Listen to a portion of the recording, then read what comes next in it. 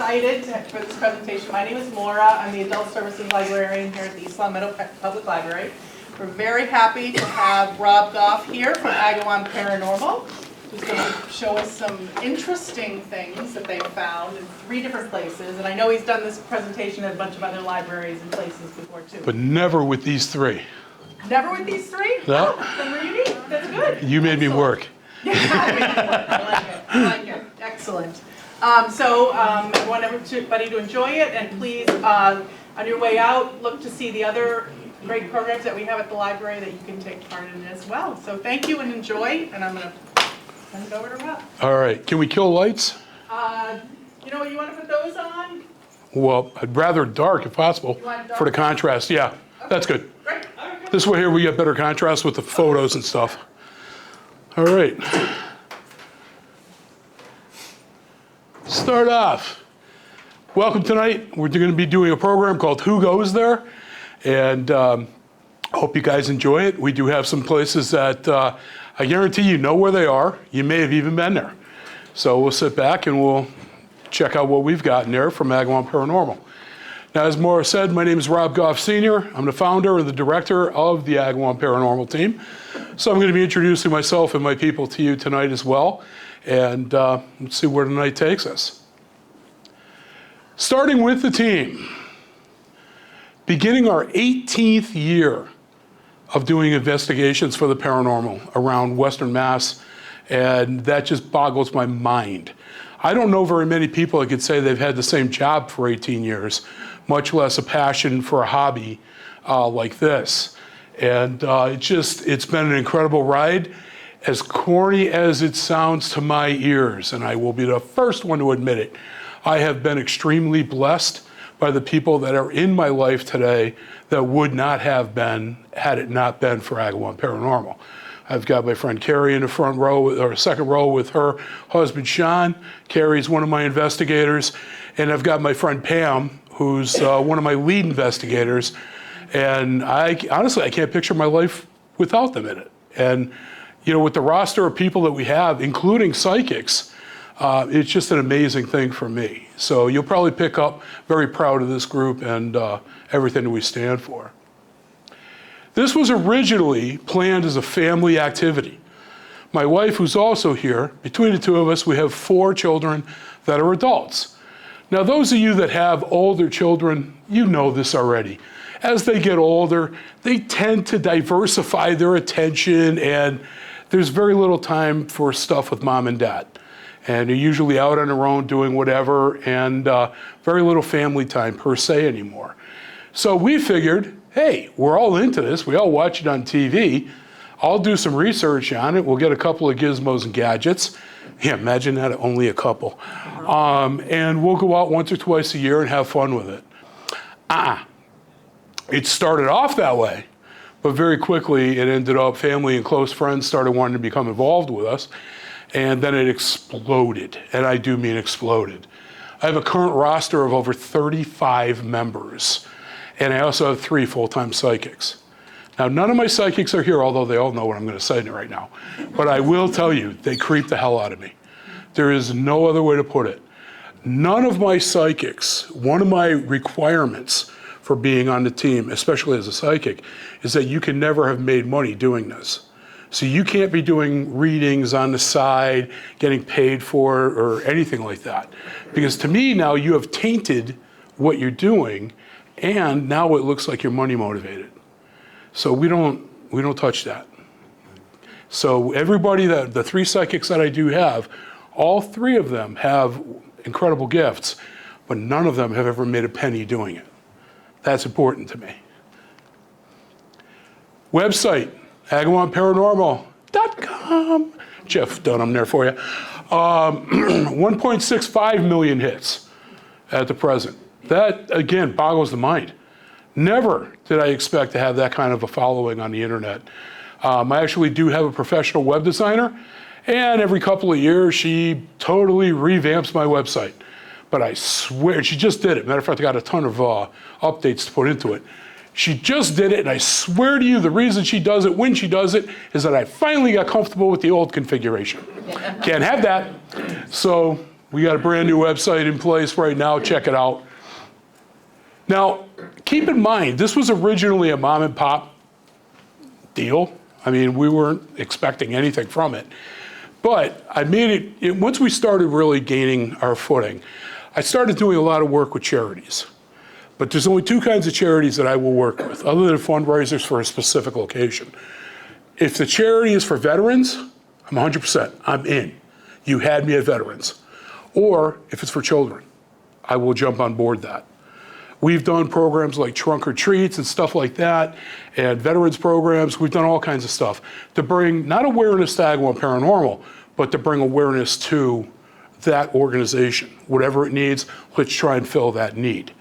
And so that's, pretty much how we're working with the communities. But I've been on Channel 40 many times. Chris Paisano, if you know who he is, great friend of mine. The guy is a trip. He's come out with us, I believe last year was the 12th consecutive year that I brought Chris and one of his film crews on a haunted investigation. And he films it and airs it right on or right near Halloween.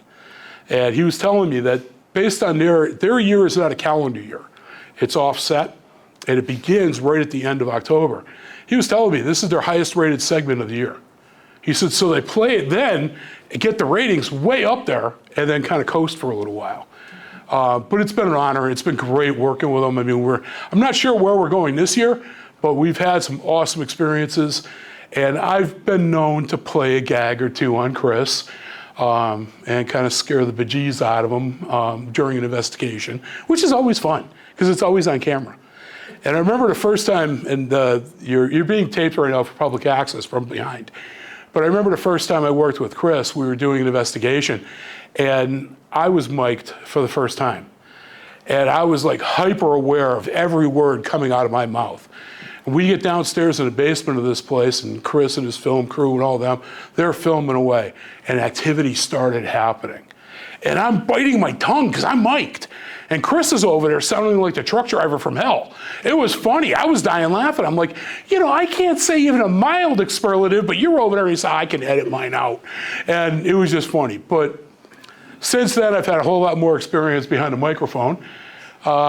Doing the charity work, I was brought in for Westfield's 350th anniversary. And they wanted to utilize us as a public reveal for 4 different locations in Westfield that were historical. So we did a series of investigations that year, culminating with the public reveal. And we were by far their highest earning fundraising event for the 350. And we had a blast doing it. But to advertise it, they brought me in to Westfield State University's radio station. And I did three different times in there promoting the event. And the third time I was in there, Peter Coles, who's the producer, pulls me aside and he says, Bobby, he says, I love your voice. He says, you want a show? And I just started laughing. I'm like, that's all it takes? I said, my wife says I have the face for radio, but nobody's ever told me I had the voice for it. And he started laughing. Well, that was in 2017. We started off with Agawam Paranormal Radio, but believe it or not, even I cannot talk Casper every week for hours on end. So that quickly turned into the Bobby G and Company show, which is now every Thursday morning, and we have a blast with it. And I mean, all because of a hobby, mom and pop hobby. I don't know, pretty cool to me. But I've been on Channel 22, been major league newspapers and all this stuff. It's all because of something that we wanted to do to have time with our kids. It's kind of cool. Myself and some of my buddies from the team, my buddy Greg there with his Casper kicking gloves on, he's ready for action. It always cracks me up when I see that. Why were you wearing gloves? I don't know. All right, so Agawam Paranormal in the local communities. Residential sites are our biggest amount of investigated, most common request. There we go. And but they do become very personal. I've known over the years when you start dealing with an individual in their own home, you can't help but feel for them. You should never be afraid to be in your own home. That's your sanctuary. That's your safe zone. That's where you go to get away from it all. For you to be afraid there, I'm sorry, that just goes against my grain. And we get very personally attached with the client and the individual case, and we'll work really hard diligently as long as it takes to figure out, give you some answers as a client. Commercial sites are employee problems or maybe customer reports. Could be a restaurant, just a point of business or anything like that. We've done quite a few of that in Western Massachusetts. Now, 18 years ago, if I was to market this as a business, it never would have occurred to me to include historical locations. I grew up in Chicopee. I drove by all of these places thousands of times, never giving them a second glance. High school and college, I hated history with a passion. It was dry memorization of facts that I would never use again in my life, unless I was playing Trivial Pursuit. And that was it. So for me, it didn't engage me. But we started investigating historical sites. We do research as part of an investigation on every location. And I can tell you, when you're doing a historical site, that history comes alive. It's so much more interesting when it's practically applied and not just a dry memorization. So when I'm doing, I don't do the history research. I leave that for my history department, my research department. But when they give me a report, talking to me and showing me what's happened in each of one of these locations, that just, again, it's amazing because I've been to that location. I've seen the marks on the wall. I've seen, different things that are going to be referred to in that report. Local library presentations like this one right here tonight. We're currently servicing, believe it or not, 63 libraries in Massachusetts alone. I'm going to sound like an idiot, but I didn't know there were 63 libraries in Massachusetts. We've been all the way up to Row. I've been all the way out to the Cape and everywhere in between. I love doing this, and we have a great time with it. Different presentations are available. Now, Maura picked Who Goes There for our program for tonight. She also has access to Ghostology 101, which is a general introduction to the paranormal, Ghostology 201, which is a more advanced version of 101, and, let me back up before I get to and. The problem that I noticed when I first started doing library programs, maybe 13 years ago, was that Agawam would book me for Ghost 1. West Springfield would book me for Ghost 1. Springfield would book me for Ghost 1. Mara might book me for Ghost 1. It was the same program in each location. So they were competing for their audience. So some of the people from Agawam wouldn't bother going to West Springfield like they normally would have. So by creating the Who Goes There presentations, Maura had access to, I think it was 23 historical sites that I don't have a confidentiality restriction on. So I can speak openly about them. So what I do is, she reaches out, hey, I'd love to do a program. What do you got? I explain to each one of them. If you pick Who Goes There, 3. Pick 3. You got a list of 23, pick 3. Tonight's presentation you're going to see has 3 different locations in it. Nobody has ever seen this presentation. Maura, fine, she managed to pick a 3rd that I didn't have ready. But it's all fun. I love doing this. I'm employed by the federal government. So for me, I'm not doing this as a monetary gain. And Maura can tell you, going right now for a paranormal speaker is about $350 an hour. My programs are 90 minutes. That's a $500 bill. That does not seem, to me, realistic. I am quite literally, and you can quote me, I am a schmuck with a hobby, and I just love doing it. To me, you've got, maybe 45, maybe even 50 people here tonight. You guys being here to hear what I have to say is very humbling and very flattering to me as an individual, and I thank you very much so for coming out.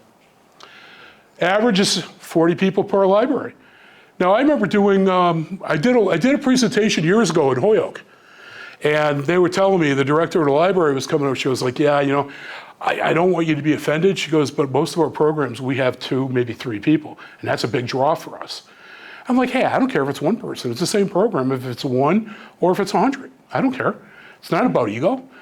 So they set up their chairs and everything else, and they opened the door, and people started pouring in. And they kept pouring in.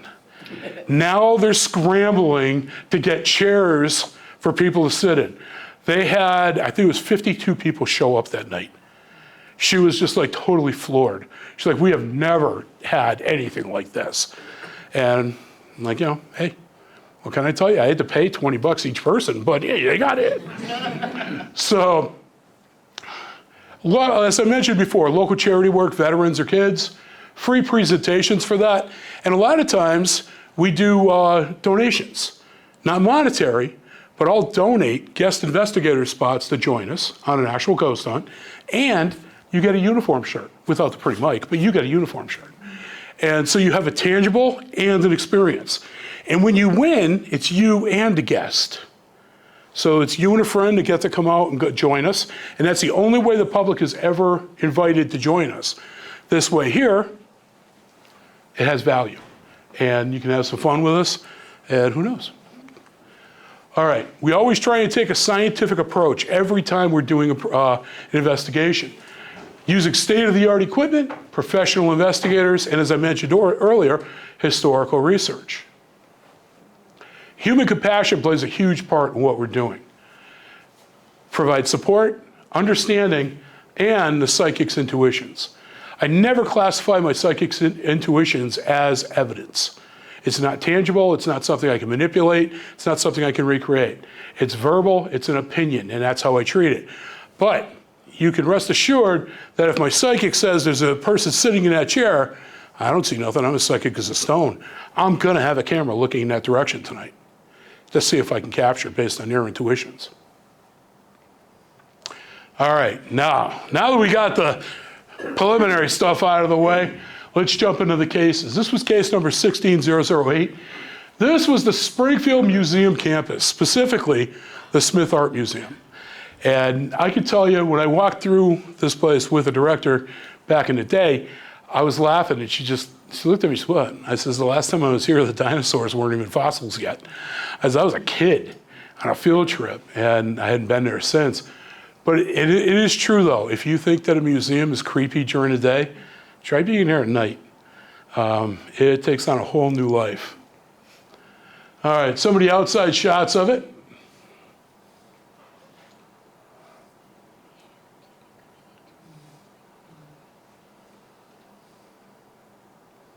Now, the actual investigation, I did have Chris Paisano with Channel 40 with me at this location one year.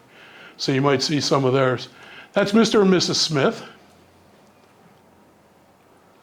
That's Eric Rosario, who's the photog for Channel 40, camera guy for Chris. It's one of the people from the actual museum. So see, when you join, whether it's that you're affiliated with the site or if you win a raffle prize, you're not just an observer. We're going to issue you equipment. You're going to be assigned to a team. We're going to show you how to use it. You're actually going to be put to work. So what you see on TV, you'll be a part of. That's Chris Paisano right there, reading the small print in his contract.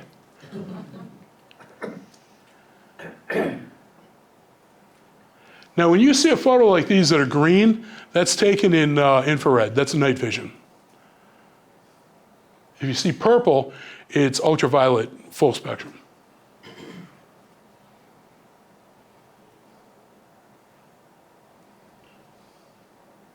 Sitting around doing some audio work.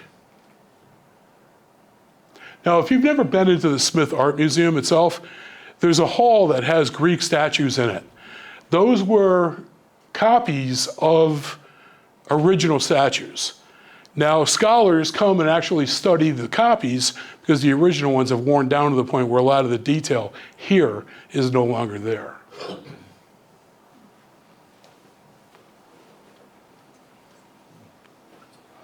And that thing turned a few heads, I'll tell you. Suited Japanese armor. All right, so the potential evidence I'm going to share with you tonight, we do have some audio, some video, and some photos. The audio from here, you're going to have to work with me a little bit, which is why I wanted to do the sound check, because I knew that this audio was not going to jump off the page at you. But once you hear it, you'll hear it.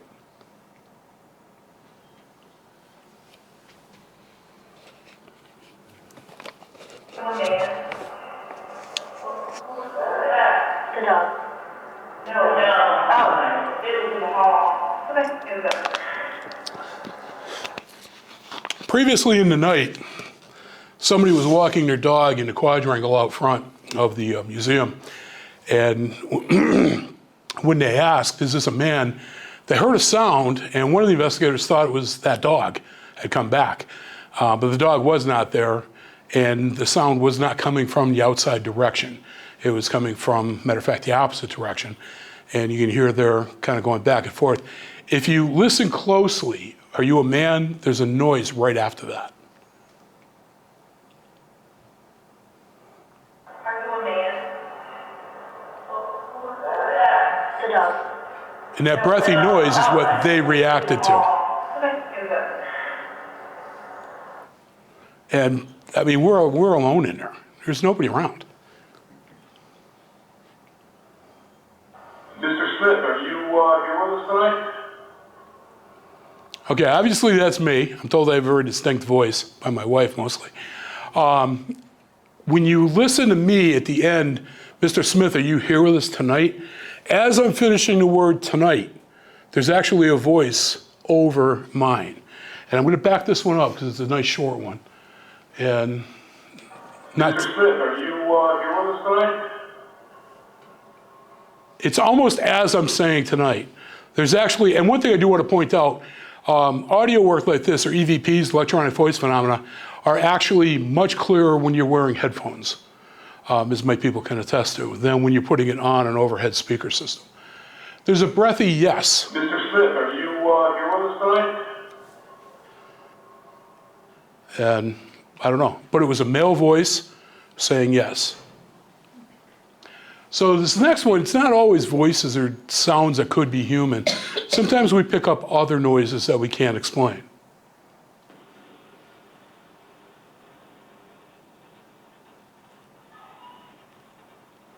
I have no idea what that squeak is.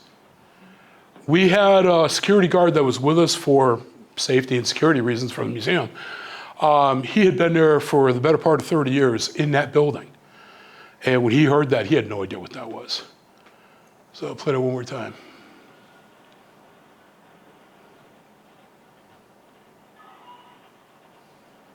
I don't know. We did at one point in time, unfortunately we didn't capture it on audio, we did hear what sounded like somebody slamming a heavy steel door. That woke us up. But nobody had a recorder on. We were actually in command center at that time. And everybody's looking at each other. What was that? And the guard he just shook his head and smiled. He says, that I hear a lot.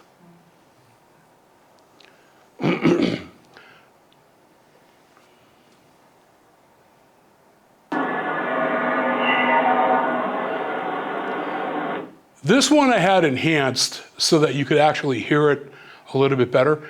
Only a one-word thing there. I completely eliminated the question. They were asking something about, are you here because you want to be here, or are you here because of all the things you donated to the museum? And there's a breathy sound, and it says yes.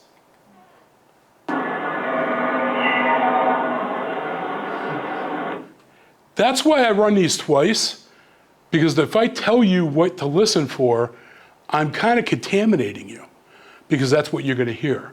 But if I let you hear it raw once, you form your own opinion before I tell you what to listen for. All right, so we do have some photos. That one kind of jumps off the page. Now, one thing I can't tell you is that dust has a flat, monochrome color to it. There's no detail like what you see in the middle there. A bug does not have crisp edges like that. You can actually see the wings fluttering as whatever the bug is flies by. It's actually pretty cool. A moth in infrared on video is actually really pretty. Now you can see, based on the internal, kind of get an idea what that is. This was taken a couple of seconds later, like literally 1 or 2 seconds. That dark center rotated. And then finally, now it's, if you consider that the eye, now it's looking at you. Caitlin, one of my old leads, her meter is going off. So that's saying that she is somewhere around an electromagnetic field. Now, a lot of things that are man-made create an EMF field. Great example, the exit signs are, for whatever reason, notorious. If I were to take an EMF meter, hold it to that exit sign, it should give you a max reading. Now, as I back away from it, that reading is going to dissipate until I get about 2.5 feet away from it, and then it's gone completely. So we use that as kind of like a rule of thumb. If we're on a location and if I'm standing here in the middle of the room and I'm holding an EMF meter and it starts to light up, I can't explain that. I'm not within 2.5 feet of anything. Now, you may notice I didn't bring any meters with me tonight. There's a reason for that. I stopped doing it. We did a presentation like this in South Hadley at their library. And I had, I don't know, it was maybe 8 or 9 of our people there, hon? And I did that, exactly what I just did. I held up a EMF meter, I turned it on, and I said that if this thing started going off right now, I would not have an explanation. The damn thing maxed out. I was like, and what was really funny was that every one of my people in the audience got up and went into investigation mode immediately. And I'm just like, okay, after about 5 minutes, we couldn't find anything. I mean, it was funny. Something was messing with us. And I was like, okay, we got to get back into the program. So everybody grabbed their seat and we just kept going. But because of that instance, I don't bring EMF meters with me to libraries. You can see here Caitlin's meter again, all lit up. This is the wand. So whatever is setting this off is right here. And there's nothing there to be seen. You got an orb on the side over here. Another one over here. Now, here we have the plaque. Now, one of the objectives that the museum gave me for an investigation was there's an urban legend that the urns of Mr. and Mrs. Smith were interned in one of the walls in a museum back in the early 80s. But nobody knew for sure if that was true or myth. So they asked if we could try and find that out for them. So, okay, we added that to our list of things to do. I had just gotten a FLIR thermal camera, which sees a room in degrees of heat. And they work just as well in the light as in the dark. Does not affect this camera at all. So I was using that. This was the area that they thought the urns were at.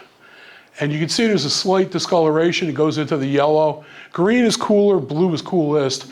Yellow is getting warm, and you can see it's getting into the little bit of orange tint. And then I found this area. And now that's underneath a tapestry. So that heat source in that wall, and it was an inside wall, nothing was in it. It was not structural or load bearing.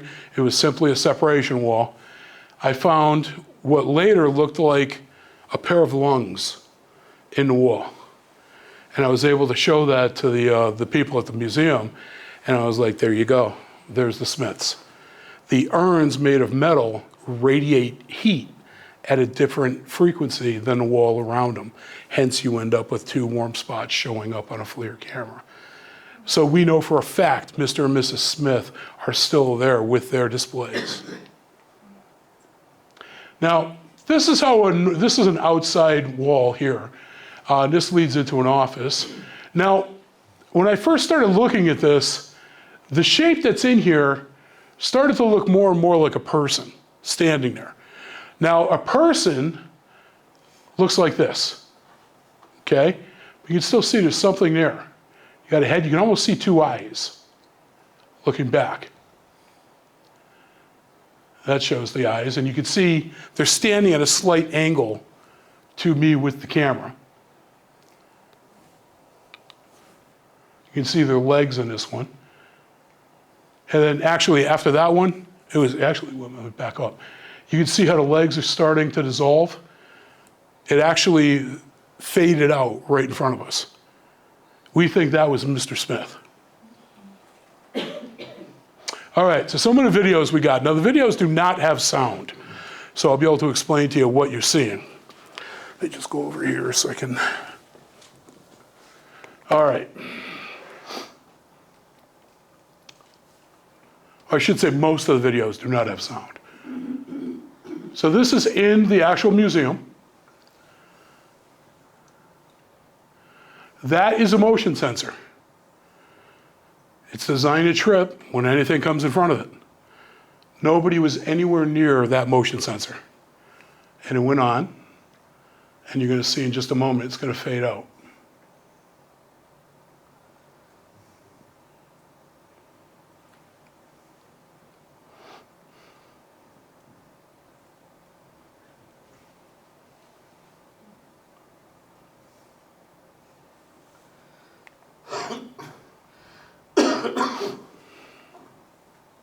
That's a security guard.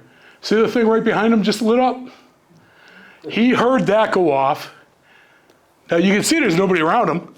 Motion sensor went off, but we could have set that off, in all honesty there. But the guard is looking at the periscope and like, okay, I'm just standing here. Why is this thing going off? And when he gets out of the way, you'll see it's lit up pretty good.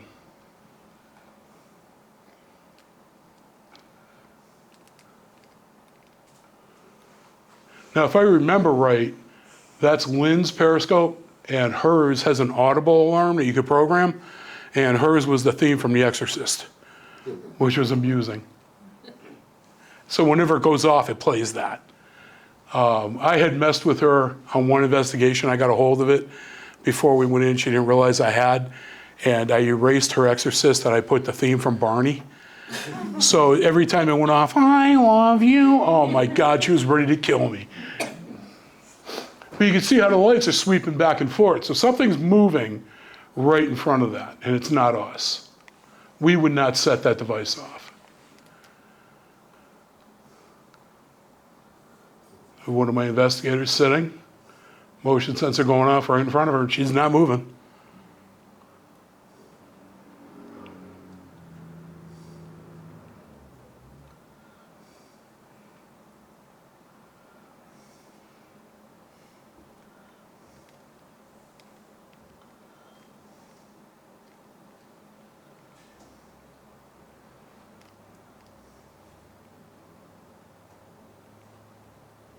And you could see in the shadows that people were moving behind her. It wasn't setting it off. So something very close to where she was is what did. This is upstairs. This is at the wall where the plaque for Mr. and Mrs. Smith. Matter of fact, that's the tapestry that they're behind. Motion sensor went off. Chris Paisano was with me downstairs at Command Center. Happened to notice this. And he's like, hey, wait a minute, nobody's on the second floor. I said, nope, it's been doing that all night. And then we're at 1056 there. Just 2 minutes later, went off again. Reason I kept with these two as opposed to giving you a bunch of them on this one area is that I know for a fact nobody was on the second floor with these two. They were all in Command Center with me. All right, so that was the Smith Art Museum. So now, let me go over to Storlton Tavern. Now keep in mind, this is not the Village. That's a whole separate choice that Mara has to her, for her later. This is just the tavern, the restaurant. This place was cool, 13002 for this one. History of the site. You can see what Storlton actually looked like back in the day. This was, or is, a vintage postcard of Storlton Village and Tavern. Tavern being on the left. You know this is old because the kettle corn gazebo thing isn't there. I love that place. Oh. Some photos of Storlton Tavern. These are actually inside the tavern. When you first walk in that side entrance, which is the main entrance, if you look on the walls to the left and the right, you'll see these old vintage photos. Now, the Atkinson Tavern was built in 1789 in Prescott, Mass. And moved in 1928. Baptist Meeting House was built in 1822 in Southwick and moved in 1930. Most people don't realize that the Storlton Tavern was actually 2 buildings. It wasn't one, it was 2. And you can see here, this was the Atkinson Tavern back in the day at its original site. Now, there you go at the First Baptist Church, and they just took the steeple off of it. That's the second part. Now this is a view, Atkinson Hollow. I have no idea where the building is in this, but it is a historical site of that location. Now, some of you may be wondering, Prescott, where the hell is Prescott? Never heard of Prescott, Massachusetts. Well, back in the day, when they built Quabbin, there were actually 5 towns where Quabbin sits today that they decided that they were going to flood and make it a water reservoir. Prescott was one of those 5 towns. So if you've ever been to Quabbin, you're looking at Prescott. Now the Atkinson Tavern and the Baptist Meeting House, remember 2 separate, were attached in 1957. And you can see that right here. This is the attachment between the two. See it a little bit better over there. There's the gazebo. All right. Before being moved to Storlton, the Atkinson Tavern was used for dances and town meetings upstairs, which is called the Vermont Room, and housed a general store and tap room downstairs. The Baptist Meeting House is originally where the Dunkin' Donuts currently resides on Route 57 in Southwick. That's the way I know Storlton Tavern. And I can tell you, during the Big E, there's spirits there. This is the inside of the tavern. If you've never been here, I'm telling you, it's an incredible experience. The feel of the location is incredible. The food's actually really good. They have a turkey Thanksgiving dinner. I think it's pretty much year-round, and I love turkey dinners. So we go here, every so often we'll go. But the atmosphere is really the best part. That's what you're going to go with. Outside view of it. Again. Now, the actual investigations. Again, Chris Paisano clowning around with his flashlight, doing his newsreel for that year. It's my daughter Jody upstairs playing around with some of the gear that we have. And that's Joy, and I believe that's one of the representatives from the actual tavern doing some work in one of the rooms. Now, when we do EVP work or audio work, if possible, I like to have my people all sitting down so that we're not shuffling, you don't hear the clothes rustling or feet moving, any of that. So we're in one of the banquet rooms and doing an audio work. My buddy Rich, who bought a piece of land in Arizona, and nobody's seen him since, doing some camera work for us. Great guy. She was the manager for the tavern. I don't know if she's still there or not. Manager and one of the waitresses.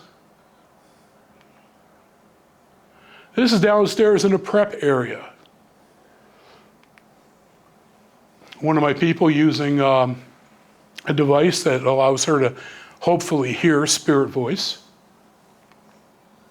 All right, so the potential evidence we got. We do have some photos. We got some audio that you're gonna have to listen hard for, and we have some video as well. So let's start with the photos. These are the easiest by far. Now, if you look at this one here, you can see the detail in the middle of it. But this next one, still detailed, but it's starting to look to me like there's a face in there. I don't know if you guys can see that. And then the last one, the face on that one really stands out to me. But don't worry if you don't see it. It dissipates.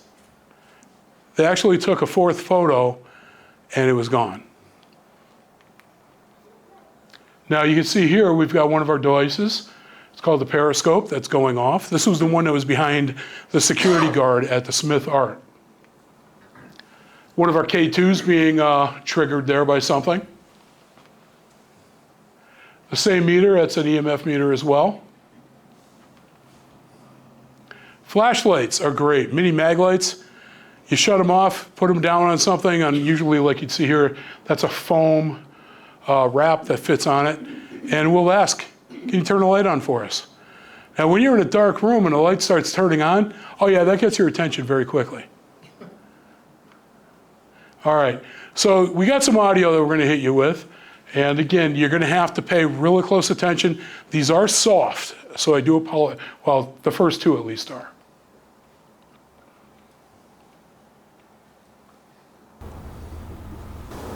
Okay, it's 4:10 a.m. It's July 14th, 2013. We're at the Historical Tavern. We are in the Vermont room upstairs. Okay, you're hearing my buddy Jeff. We mark the beginning of each recording. We say where we are, when we are, and usually who's there. You're hearing Jeff give the date, and you're going to hear a whisper, and I'm going to play it again without giving you the answer.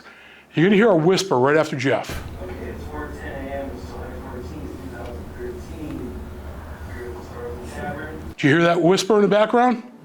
Did that sound like anything to any of you before I give you the answer? Again, these are always much clearer with headphones. It's one syllable. I'll give you that. One syllable. Close? It's 4:10 a.m. It's July 14th, 2013. We're at the Historical Tavern. He said what year it was, and it reacted to the year. They didn't say wow. You didn't hear wow? No, but I Oh. mean, that's not a word that they said in olden days. Been there for a while, maybe picked up the lingo, I don't know. All right.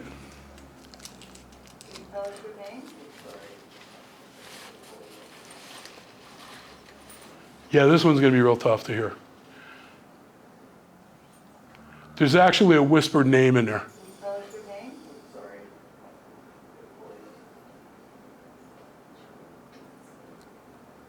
Yeah, I'm sorry, the sound system just isn't carrying that one. I don't know how far you put that up, but we're gonna, That's as high as it goes. okay, this may be loud. Are you able to knock on something like maybe one of these metal tables? That's a very distinct sound, like a... Can you do that? I'm knocking on your head. What was that? Did you guys hear that? There was actually a response to her knocking. Are you able to knock on something like maybe one of these metal tables? That's a very distinct sound, like a... Can you do that? What was that? Did you guys hear that? Now keep in mind, like I told you just a few moments ago, when we're doing audio work, my people are all sitting down. So they're usually sitting on the floor, and something like, they reacted to it. So we know it wasn't one of our people creating the noise. They would have immediately said, no, that was me. All right, so now I got some video. Some of these do have sound. This is not one. That is a proximity sensor. An energy source must be within, about less than a foot away from that device to set it off like that.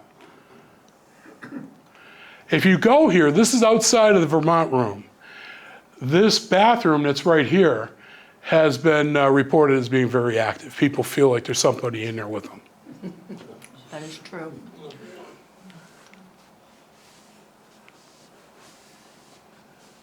Okay, sound. This is in the Vermont room, looking out to the hallway where that device just was. That is not one of my people. I think that you might be a little shy of the amount of people that are here. I want to invite you, please come into the space. Don't be shy. You really have no intention of harming you, no intention of asking you to leave, no intention of trying to get you gone. Please come in and join us in the able to see.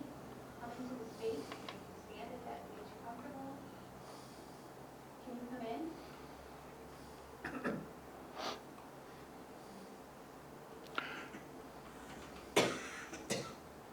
Camera that I have, I can actually see you. Oh, you just disappeared. Yeah, way to go, Joy. That's called a structured light sensor. You see those on TV all the time now. But yeah, I don't know. It was mapping something that was in the hallway, watching us in the room. Can you wave to us? They're not mapping out. This is downstairs. That's just step down a little. No one's out here? That is not us. Not anybody. Oh, okay. Can you raise your hand? Up in the air, we can see you if you do it, I can tell you. Pushing the Yep, boxes. there you go. Now it's standing up. Okay, so I see you, your foot is up on the, yep, awesome. I'm ready to get down. Disappeared. What a ham. It's posing for us at the end there. All right.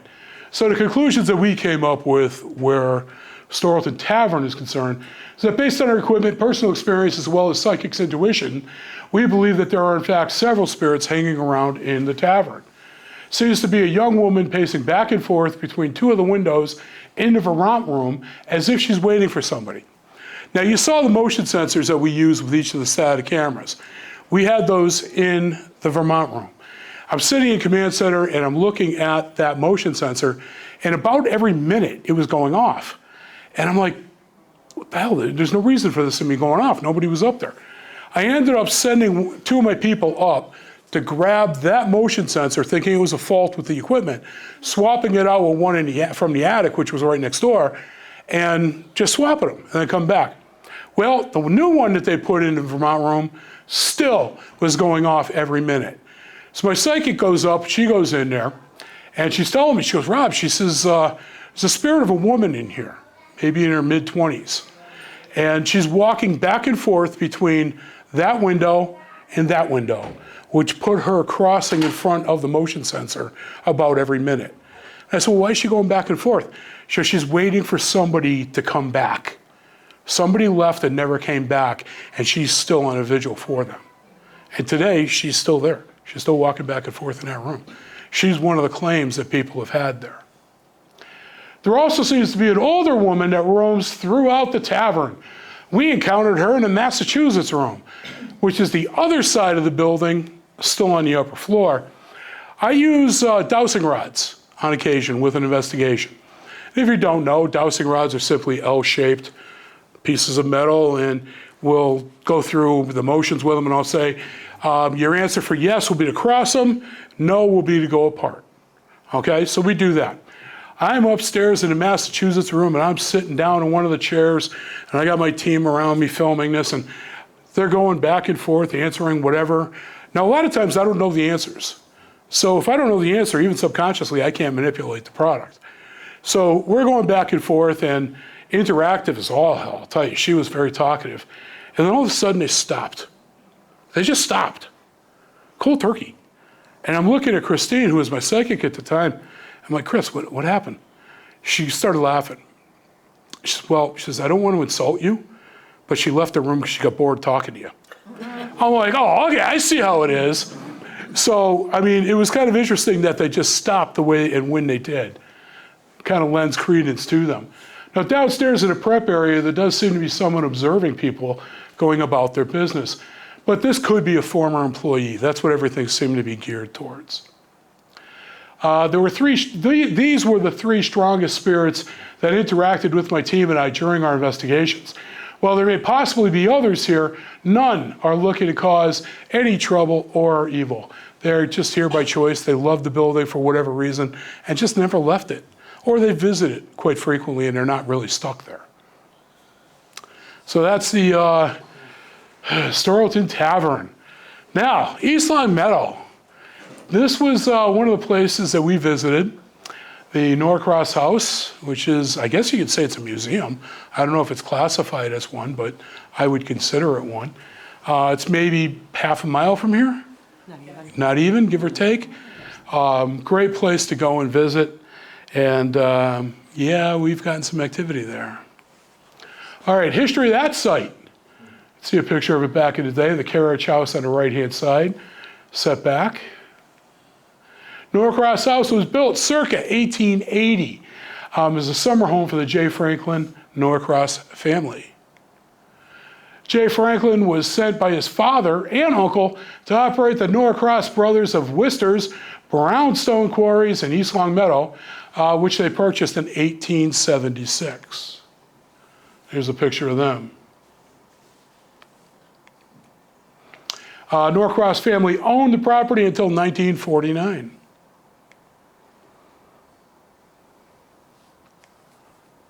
The home was built in a Victorian version of the Greek Revival period with 3 gabled wings, scrolling posts, and bay windows that reflect the gracious family living of that era. It really is a beautiful home. Carriage House, which is one of the few remaining in town, stands to the rear of the house, and its gabled roof is also reflective of that Victorian style. Originally, the carriages were garaged in the front portion, and the horses were stabled in the rear of the building.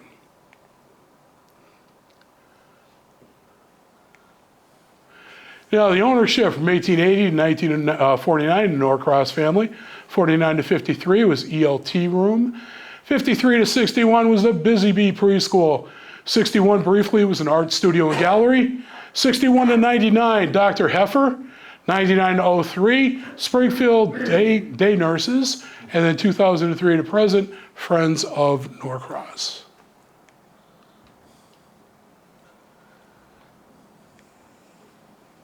All right, so the investigations themselves. This is Donna Martinez, a friend of ours, and she was a representative for Norcross. Great lady. Down in the basement there. And again, remember the purplish hue means that you are now looking in infrared. I'm sorry, ultraviolet. Ultraviolet, full spectrum. And this is night vision. Yep, we didn't have a paper bag that night for her, so we just used a sleeping mask. That's Christine. That was my old psychic, by the way. That cat, every time I go in there, I think it's real. I think 2 of them.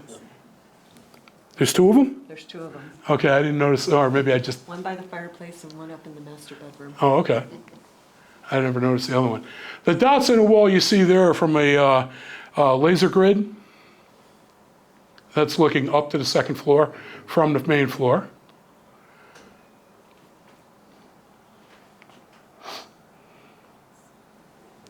Doing audio work.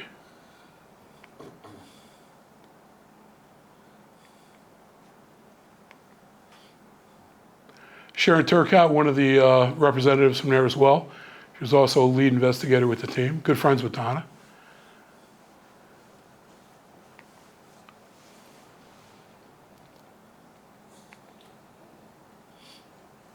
Now, this is a good example of a location that we did fundraising work for. And we did guest investigator spots here as well for this particular location. So anybody that came in and bought tickets had a chance of winning the investigation and, again, the t-shirts.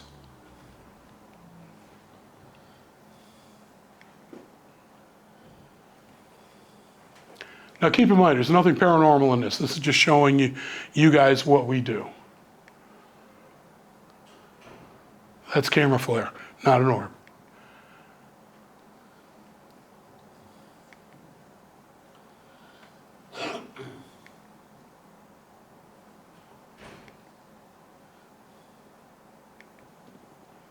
And they caught me working. All right, so we don't have any audio on this location, but we do have some photos and we do have some video. None of the video has any sound, however. So here's your photos, start with that. You can see there it's a millimeter that's registering a hit, and where it is positioned in the room, nothing should be influencing that. That should be a 0-0. Now that's not a huge hit, but it is still a hit. And this one here, now it went up to 4.2, so it's increasing. This painting kept setting off our meters. And at first we thought it was something in the wall behind it, so we moved the painting. Painting was still doing it. So we put the painting back, and it was still setting off meters. But not constantly or consistently. You can see here, their meters are fizzling down. They're nowhere near as bright. Now they're kicked up again. And we left meters on the shelf there, had nothing at this point. You got one hit there and a little bit on the other one, but again, it was random. One meter's shut off now and the other one still has a minor hit. Again, back to full spectrum. You can see, I don't know where, oh, up here. Now, dust is not a singular term. Dust looks like a snowstorm. So when you've got one piece of something floating through the air, it immediately commands attention. Same basic spot up here. Now these aren't bright. That one's pretty good. But again, nowhere near, and you got off to the side here, there's no dust storm. There's not a whole bunch of these that we're looking at. That's one of the cleanest houses too. It is, it's terrible. I mean, well, terrible. I mean, it's, There's like no dust. yeah, there isn't, nothing. You can see this one over here. Right over here. Now, we got a mag light, mini mag light right here on the steps.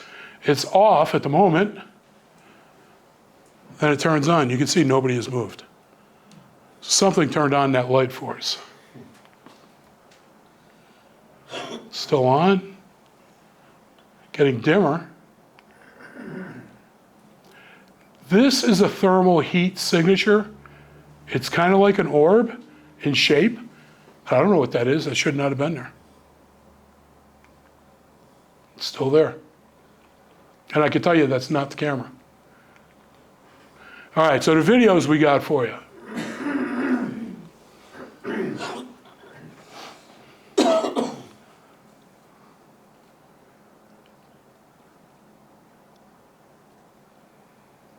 Oh, there it is. See coming towards the camera now?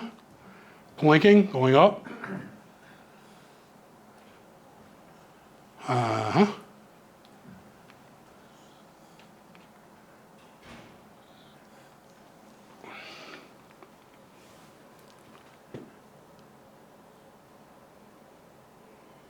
Motion sensor going off again.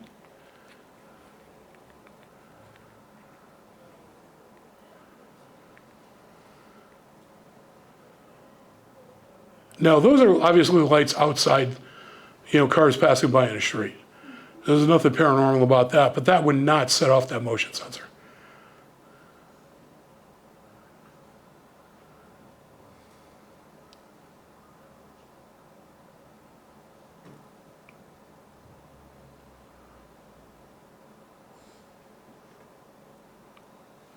You can see it slowly fading out.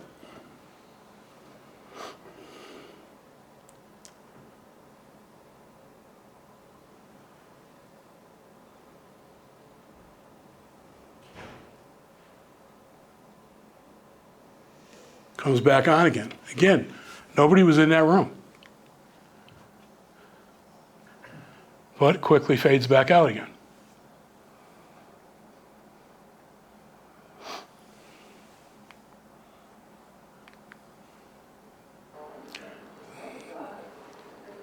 Okay, this is that sound, I lied.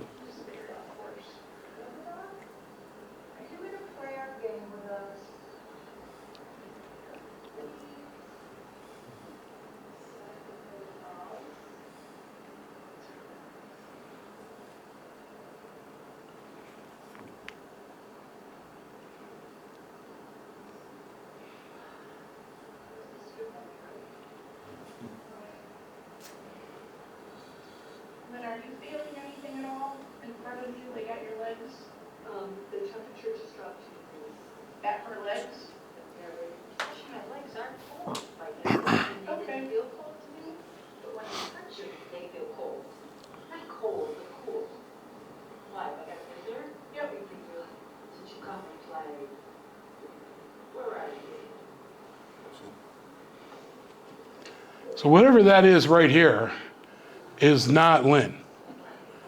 It's interacting with Lynn, making her feel cold.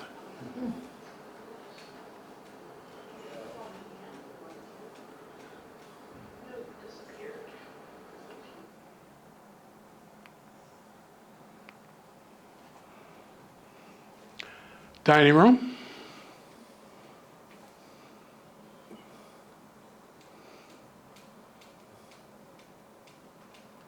Okay, there was an orb in there, I think. I missed it. Back that up, it's a shorty. Upper right hand. Yep. There you go.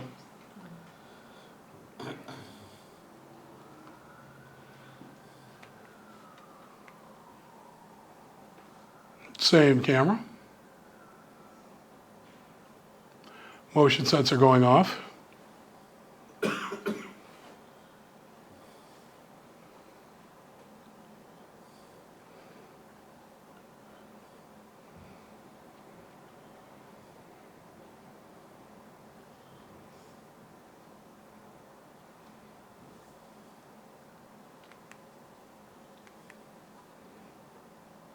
Same camera, but that one's pretty obvious. Just buzzed right by us.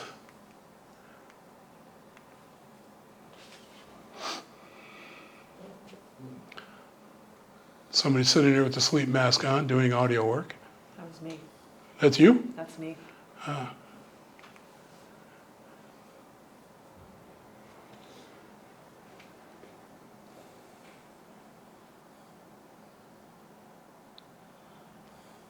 Right there in the middle, going up and down.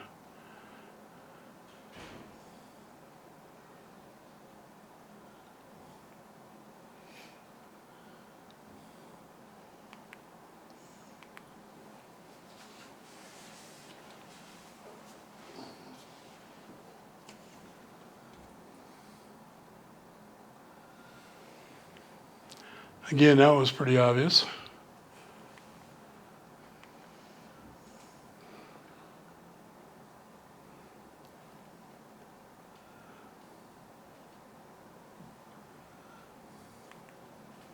Okay, now we went back here and we got some update for you. So this is all relatively new. The only place that this was shown prior to tonight was actually at the Norcross House fundraiser. Now what's interesting about this is that we did the fundraising event. We were there twice doing a presentation for them. And the first time we did it, I was in there, my people were in the front part of the building. I was in the back where the horse stables used to be, setting up the projector and the computer and all this stuff. And there were some people in attendance already. They were sitting in, right around me. And so I'm kind of hunched over and I'm getting my computer program up and running and this and everything else. And something came up behind me and grabbed a handful. And it was obvious. I jumped. I thought it was her being funny. She's in the front half of the building. There was nobody anywhere near me. I was like, okay, Casper's a female and she's getting frisky. But yeah, that only happened the first time. Did not repeat the second. But all right, so we got some new video that we're going to show you. And again, this was taken 2000, was it 24 or 23? 24. Yeah, 24, we were back.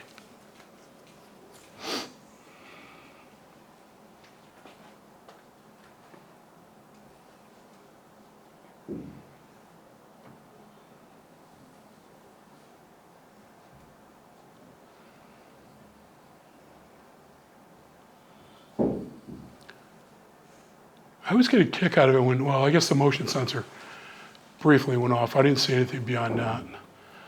All right. So we got the motion sensors over here. Oh, there it goes across the bottom. You guys see that? Let me back that one up.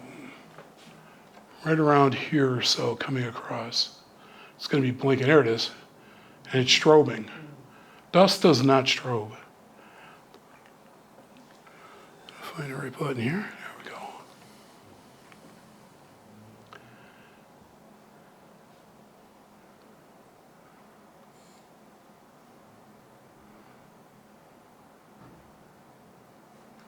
Kind of obvious there,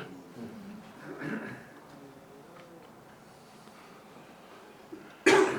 Looking up the stairs to the left, something just came out of the wall.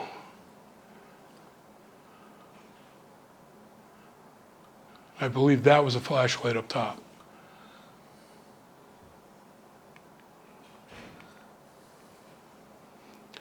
Obviously, same camera. Now we got one that pulsates.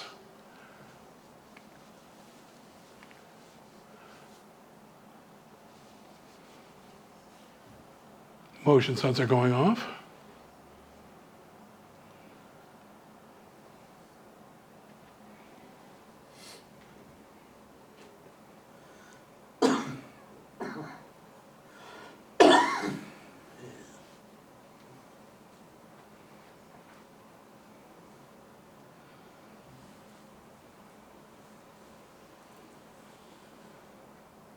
And off. Same camera, motion sensor once again going off.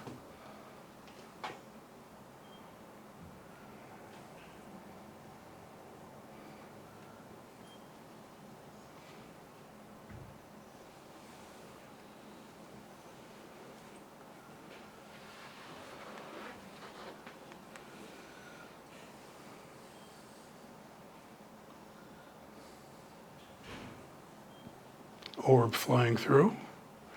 All right, these next couple are structured light sensor, the SLS camera. But this one here, we're having a settings issue problem with the new one that we just got, and the sound is not being recorded, so you're only going to see the video end of it. Now we are standing on the stairwell, going up to the second floor, looking up. And there is something on the other side of that banister rail.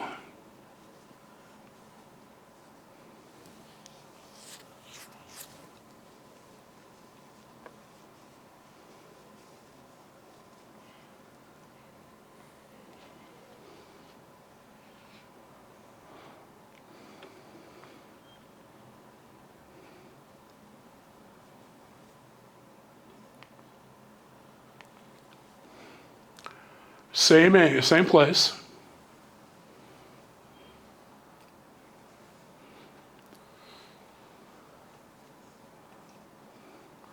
Now the dark box and the one in the upper right are the same picture. You're going to see Adam's hand as he's reaching in front to try and have it reach out to him, and you can actually see the stick figure reaching out to Adam's hand. So what he's filming is interacting with him.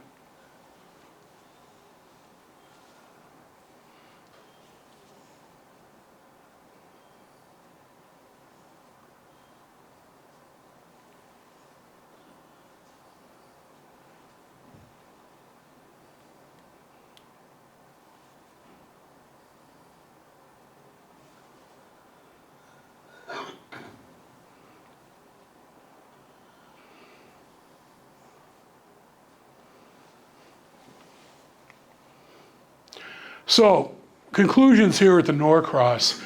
There definitely seems to be at least one or two of the family members still hanging around. I do believe personally that they really like what the Norcross organization has done to refurbish and modernize their home. I don't think that there's any negativity there whatsoever. They're just really happy with the place, that it's still relevant all these years later. And that's really what the gist of what we got for potential evidence showed, as well as the psychic's intuitions on location, was that, yeah, there's nothing here trying to hurt anybody. There's people that just, honestly, plain and simple, loved this house in life and still enjoy it even after. So that's what we think. But the more important question, what do you believe? Now, I will never tell anybody in the audience that this is proof of Casper. There is no such thing. It's a personal belief. It's what you think, what you took away from it. All I'm showing you, I'm 57 years old. I have been involved in the paranormal for 37 years. This is the stuff when we do reviews that makes me scratch my head and say, gee, I wonder. And that's what we share with you guys tonight. You draw your own conclusions. But remember, and this is where people get surprised by this, all services are completely free of charge to the client. There's not even travel expenses. And Agawam Paranormal does not even accept donations. So if we come out to your house, you're not going to get a bill, you're not going to get a travel expense, and I'm not going to take anything from you. Even if you insist I take no, I'm sorry. It's not what we do. I'm employed by the federal government. Uncle Sam pays my bills. This for me is a hobby, not a vocation. I refuse to make any money doing it. We do a speaking presentation like this. We talked earlier about how much they would be. I've never taken a penny. I'll drive all the way out to the Cape, a 2-hour drive for a 90-minute program. I'm just be damned if I'm going to drive back home that night. But my wife likes it. Hey, weekend, yeah. But I mean, you got to be realistic with it. But if you watch this stuff on television, I can honestly say the equipment that we're using, you won't see on TV yet.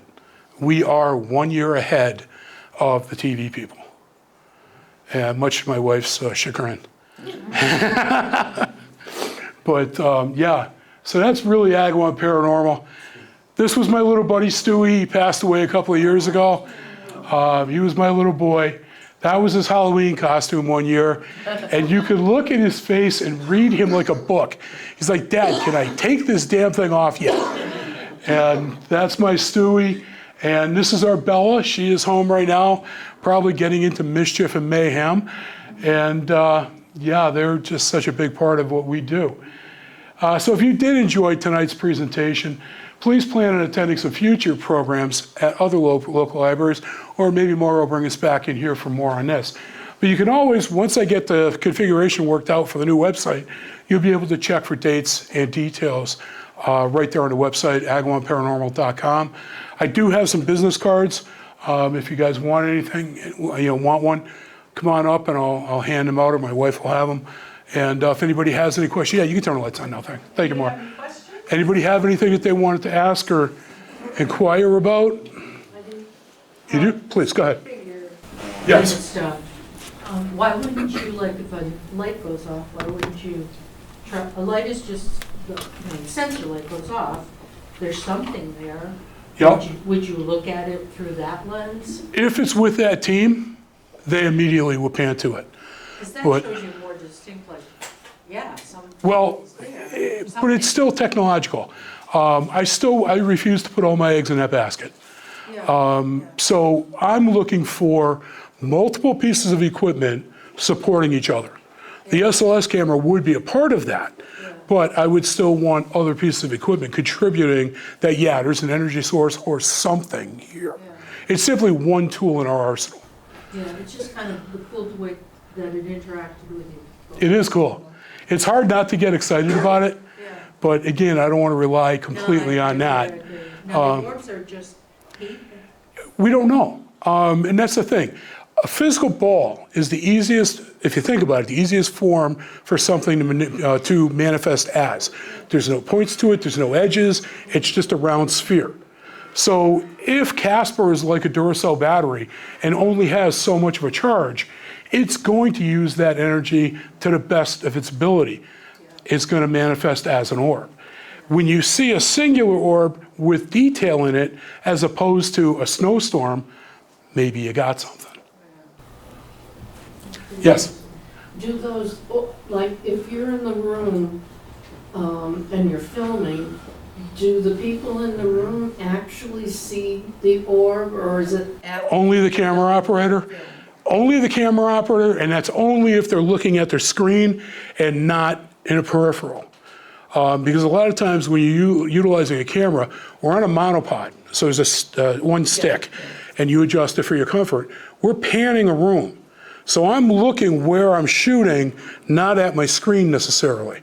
So a lot of times we don't know that we got something until, and that's referring to only handheld. Our static cameras are the ones that are on tripods. We never, I can't say never. I see them in command center, but I don't jump every time I see something like that. That's for the evidence review. So the person in the room actually doesn't know that they have no idea. We've had activity where I sent, ironically enough, my wife and one other member into a very hot zone that I'm watching on a static camera, and I didn't tell them what they were walking into. And I've got video of an orb that's super bright interacting with them. Again, they didn't know about it. All they can hear is a couple of us chuckling in command center in the driveway. And they're like, okay, we were set up, what's going on around us? And when they saw the video, it was like, wow. But yeah, they don't see it in real time. Very rare. It's possible to see an orb with a naked eye. Very rare.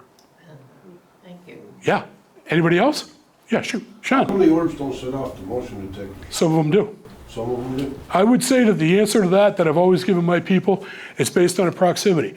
It's not a big object like a cat or something going in front of it. So it's relying on density. The further away you get from that sensor, the less density it's going to show.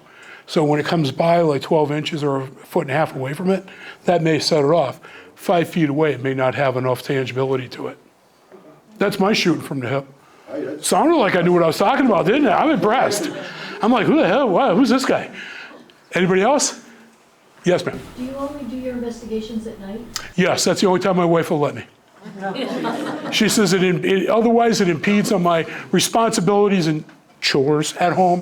You know, the laundry, the trash, the dishes, you know. She's over here laughing, yeah, right. But yeah, we do it at night because the equipment is designed, like the motion sensors, for example, do not work in a room like this. They only work, it's an infrared sensor, so you can walk by it in the light all the time and it won't go by, it won't go off. Shut off that light, it'll go off every time. Yes? Do you do anything outside? Yes and no. I have done work outside. The problem with an outside investigation is that I do not have any control over the environment. Meaning, I may have cars go by, I may have, you know, a party, which we actually had on one investigation, 2 doors down. So literally all the audio was scrapped because I kept hearing some music, you know, some rap music or whatever the hell it was. But yeah, we do outdoors as well, but you're really limited because like I said, you don't have any control over the environment. If I'm in a house, if we're investigating this room, I could shut the doors. I could pull the shades. So I could kind of isolate us to really give us the best opportunity to capture potential evidence. Outside, I don't have that ability. I have one more question. Sure. And maybe I just watch too much TV, but. Is that true, Gary? Does he watch too much TV? Okay. But everything I watched on TV, they always say that like 12 o'clock is the witching hour. Do you know why they do that? No, you know I don't. That's why I wanted to ask. They do stuff like that for the drama factor. Because when you have a television show, if you don't keep your audience coming back, you don't have a show. You don't have a TV show. So you have to step up the drama. Joey Chin from Ghost Hunters is the best one. If you don't know who Joey Chin is, short little heavy-set Asian guy. Anytime there's any noise in there, somebody had Taco Bell for lunch. Oh, what was that? And the eyes get huge and he's so hyper-reactive to it. But then they come back from commercial break. Oh yeah, that was just this. And matter of fact, I will tell you, if any of you ever get involved in this as a hobby, especially at the level that Agawam Paranormal does it, you will never be able to watch the shows again the same way. I am brutal with these, and I know most of these people personally, but I'm brutal with them. And my wife we're not watching this, and she'll change the channel. I think it's more to get back on the Hallmark channel. Christmas in July, yeah. She tells me they only have Christmas movies until June 30th. And I said, yeah, but they start again on July 1st. So I can't win either way. Anybody else? Yes. Just a quick question. Shoot. Orbs be captured on a regular cell phone camera? Okay. Yes and no. The way that the camera works, when you're using your cell phone, your lens and your flash are very close. Flash goes off, the light goes perpendicular to the camera, lighting up and reflecting off of anything that's in the air. That reflection comes straight back to the lens. So anything that's in the air is going to give you that picture. When we're using our cameras, our light source is off to the side. I create an angle. I eliminate 99% of the particles in the air by doing that angle. I don't get that direct reflection at the lens. So you can maybe, but I caution that because it's not meant for that, and you're going to get a ton of false positives. So yeah, take that for what it's worth, I guess. But I just had an experience at a yoga class. I've been practicing for over 20 years now. Okay. At the end of the class, we go into like Shavasana. It's a deep state of rest. You're not awake, but you're not asleep either. Yep. And the yoga instructor remarked that there were orbs of light in the room. She said you must have all had a really deep, relaxing experience. And she took a picture, and there were a number of. Yeah. So I don't know. Could be. If there's anything to that, and I trust this person. Sometimes the location comes into play with that too. Yeah. Keep that in mind. Lights were off, and there Yeah. was a very peaceful setting. So Yeah. I don't know. Perfect. It's an interesting picture. It is. It's really interesting. It's a great hobby. Anybody else have anything you want to? Ever bring your dog along? Because you know how animals can always. I would, and I would. I thought about doing it before.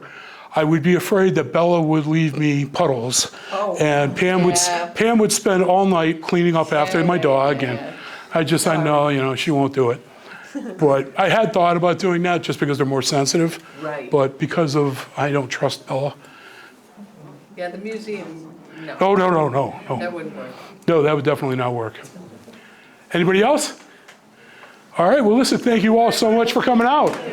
Thank you. If you ever